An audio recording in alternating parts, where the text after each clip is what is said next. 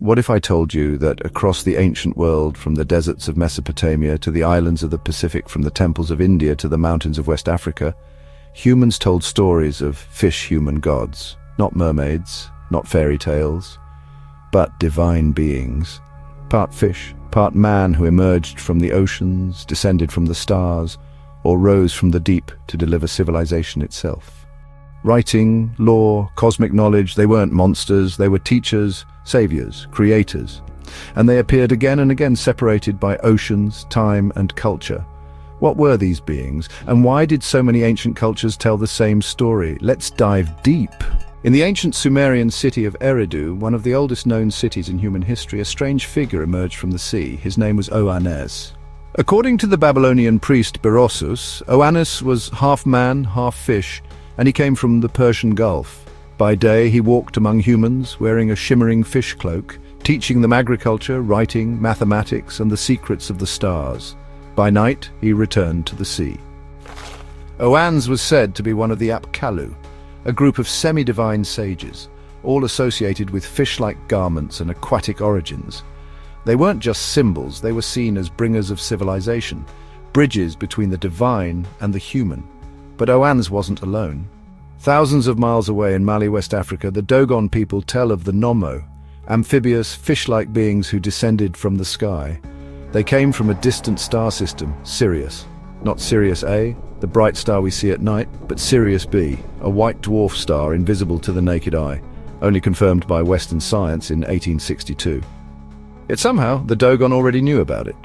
The Nommo were described as twin spirits, half fish, half human. They brought language, order, culture, and knowledge of the cosmos. After completing their mission, they returned to the water, awaiting a future time when they would return. Coincidence, or memory of something long forgotten? In the Vedic scriptures of India, we find another striking parallel, Matsya, the first avatar of the Hindu god Vishnu. When a great flood threatened to destroy the world, Matsya appeared as a gigantic fish with a human torso and warned Manu, the progenitor of humanity. Matsya told Manu to build a great boat, gathering the sages and seeds of life. When the flood came, Matsya guided the ark to safety. Sound familiar? The flood, the divine fishman, the salvation of knowledge. It's a myth that echoes across cultures. From the epic of Gilgamesh to Noah's Ark, but in India, the fish is not a monster. He is God himself, protecting the cosmic cycle. The ancient Greeks also imagined beings who straddled the boundary between man and sea. Triton, son of Poseidon, was the classic merman, the torso of a man and the tail of a fish, wielding a conch shell to calm or raise the waves. The Nereids, 50 sea nymphs, danced through the waves as half-human, half-divine daughters of the ocean. And then there were the ichthyocentaurs. Yes, it gets weirder. Creatures with the upper body of a man, forelegs of a horse, and the tail of a fish. To the Greeks, these beings symbolized the chaotic beauty of the sea, but also its mystery and cosmic wisdom. Sail into the Pacific and you'll meet Tangaroa, the great sea god of many Polynesian cultures.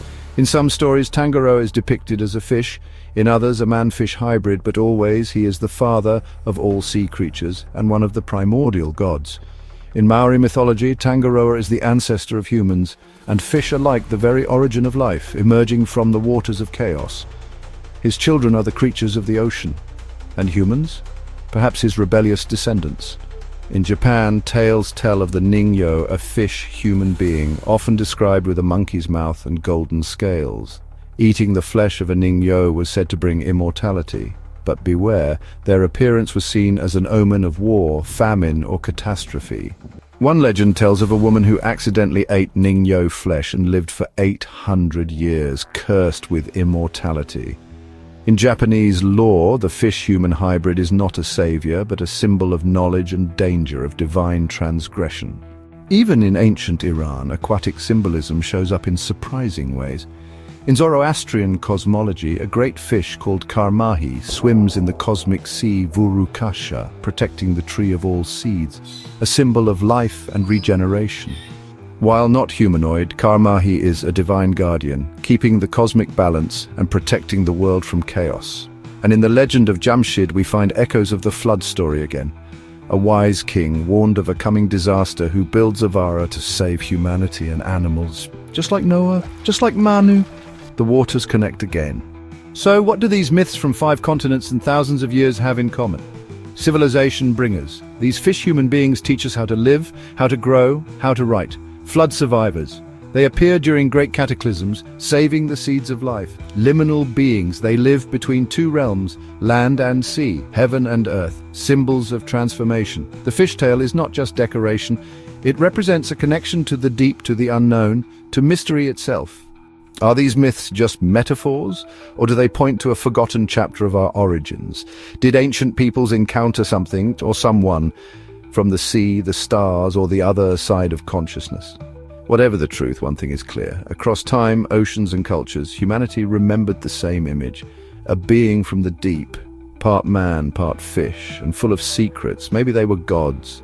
Maybe they were messengers. Maybe they're still watching the shores.